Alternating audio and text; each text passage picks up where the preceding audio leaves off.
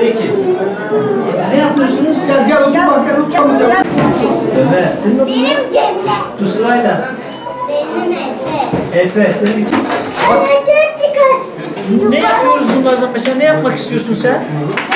Ben de gördüm, falan yaptım. Öyle mi? Bunlarla da beraber yapalım. Hadi bakalım.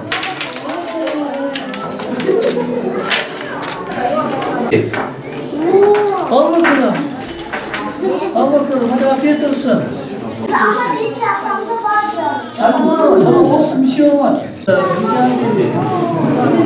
Senin ismin ne?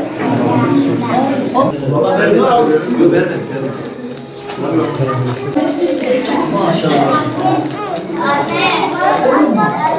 Evet, 2022-2023 eğitim öğretim yılının ilk günü İbrahim Çeçen İlkokulumuzdayız. Öğrencimiz de bugün 1. sınıfa başlıyorlar.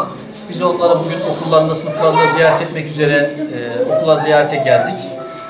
Milli Eğitim Bakanlığımızın çerçeve uyum programı var. Uyum programı kapsamında bu hafta tüm Türkiye'de olduğu gibi Ağrı'da da uyum haftası olarak öğrencilerimiz eğitim öğretim görecekler. Neler görülecek bu uyum haftası programı içerisinde, içeriğinde neler var?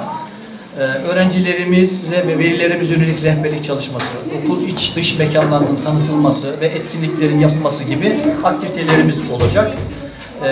Ağrı ilimizde 25.000'e yakın öğrencimiz bugün 1. sınıf ve ana sınıflarıyla buluşmuş oldular. Ben bu süreçte tüm öğrencilerimize başarılar diliyorum. Yolları açık olsun. Aileler çok mutlu, huzurlu, öğrencilerimiz çok mutlu, huzurlu ve heyecanlı olduklarını görünce işin doğrusu bizlerin de heyecanı bir kat daha arttı. Ben tekrar eğitim öğretim dönemimizin hayırlı uğurlu olmasını temenni ediyor, başarılar diliyorum.